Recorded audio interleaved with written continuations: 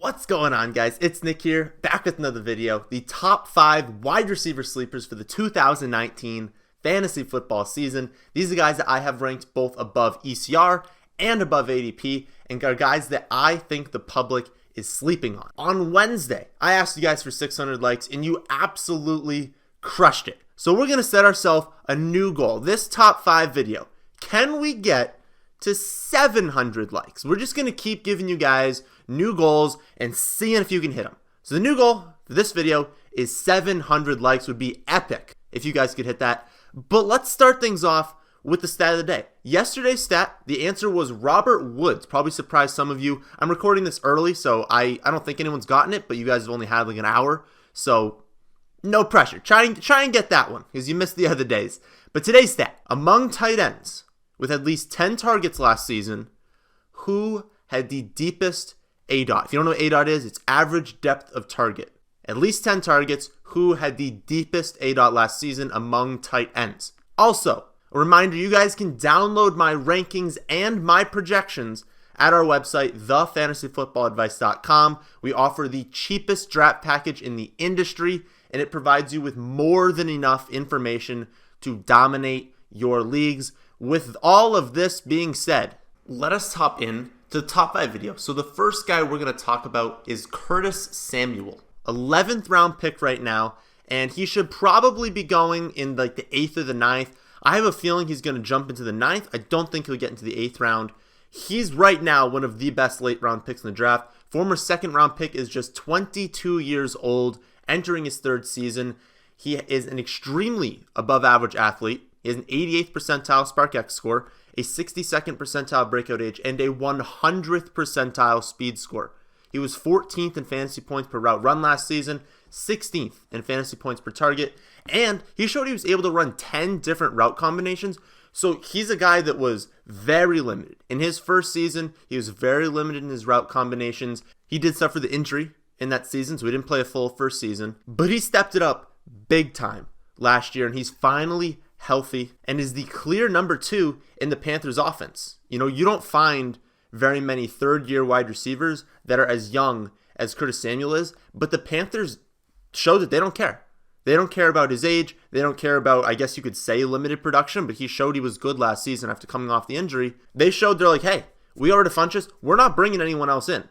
Anyone real. Like anyone who has a legitimate chance to take any sort of real workload. So they showed they believe in the duo of DJ Moore and Curtis Samuel. And I think that both of them are exceptional values where they're going in drafts. So I said that he was going in the 11th round right now. I think that's an absolute must. If you're drafting, I would take him a few rounds ahead of that. And I have him as the wide receiver 33. That's 9 spots above ECR and 17 spots above ADP. The Panthers are going to have a very condensed target share. We know where the targets are going in that offense. So even if it's not, prolific passing game, this isn't a team that's going to be leading the league in pass attempts. It shouldn't matter because we know exactly where the targets are going to go when there are targets. So Samuel is an absolute must for me. Late round drafts. Another guy that's an absolute must for me is Keke Coutee, and he's an 11th round pick as well. So I guess maybe you try and get one of them in the 10th, one of them in the 11th.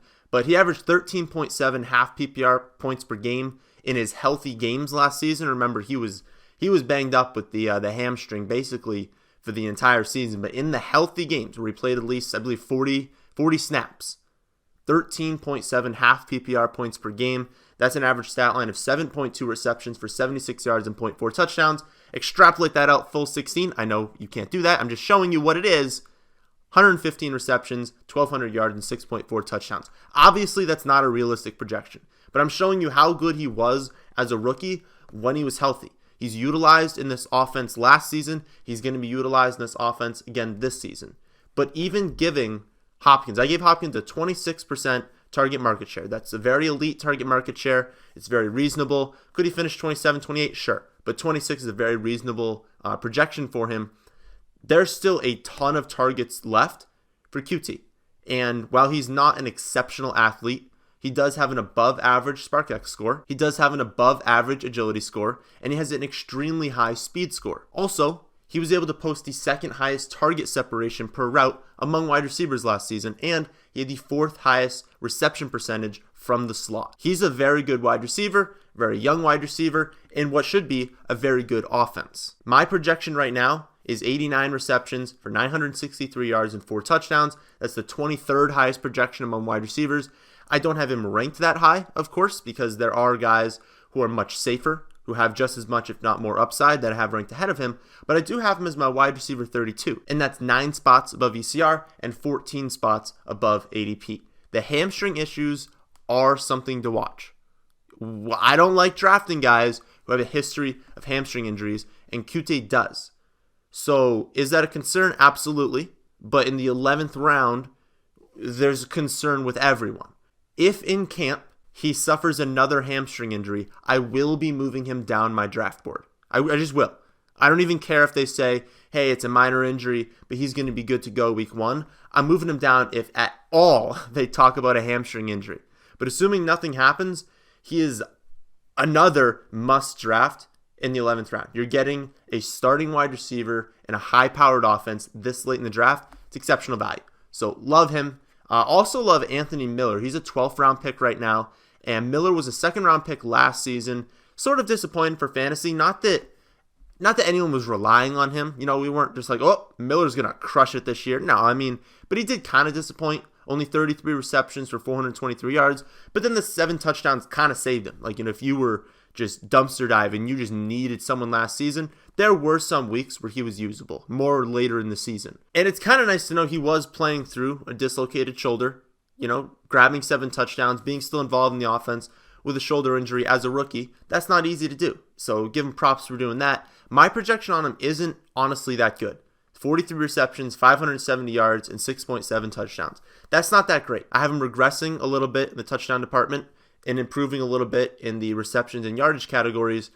But honestly, that's mostly because of how difficult this offense is to put together. There are a lot of pieces, and I need to listen to reports coming out of camp before I can feel at all good about their target distribution. I do believe that Miller is talented and that he can have a good fantasy season, even as the second wide receiver in this offense. But pinning down exactly how the targets will be distributed throughout the offense is tough right now. They have a lot of guys. I like the touchdown numbers as a rookie with a shoulder injury, but remember, what I would say about touchdowns is they're fairly random. So you can't rely on them for fantasy production, especially when, again, like I just said, he's on an offense that can spread the ball out a decent amount. And I know I haven't made like the most convincing case for Miller, but I want you to see both sides. He is not a slam dunk pick. He is not a smash in the 12th round. But he's a good pick. And he's a very talented wide receiver on a dangerous offense with an ascending quarterback. And he's going to be on the field more than he was last season. And I think he's going to be healthier than he was last season. So don't expect, the double-digit touchdowns. Don't expect him to just double yards and double touchdowns. 14 touchdowns, great pick. No. He's probably actually going to come down the touchdown department. But I can still see him being productive for fantasy and a guy that you can rely on if you have some injuries and on some bye weeks.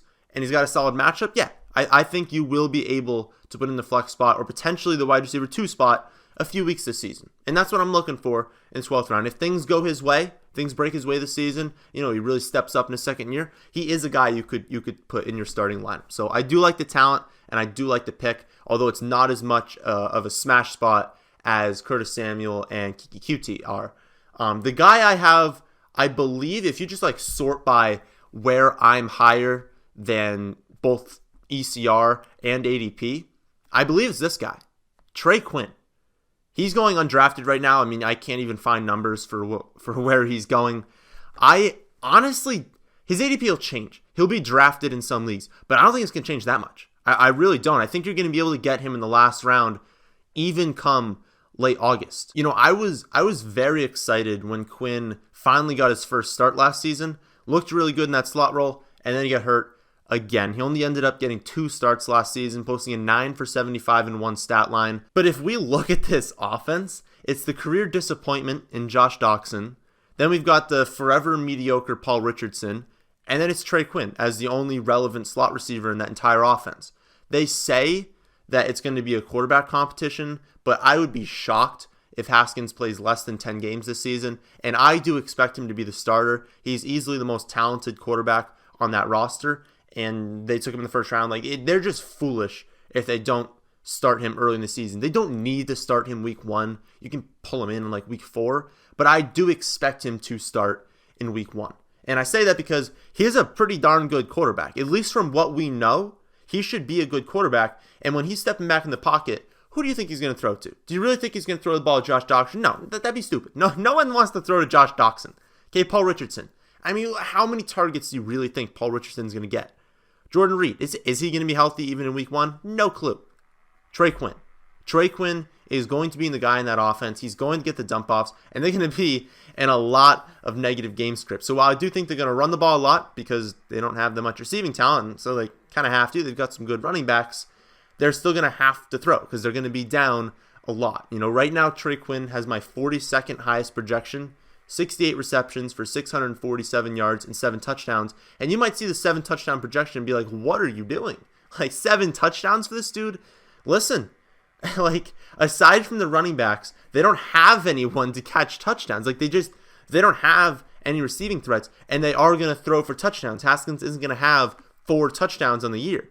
So I've got to give him to somebody, and Trey Quinn is the best receiver on that roster.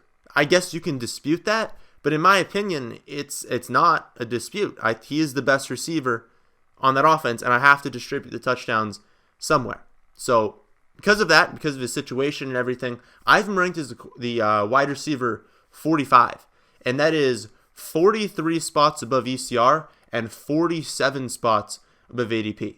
So I don't want to hear anything about, I couldn't get him. People keep taking him from me. No one's taking Trey Quinn.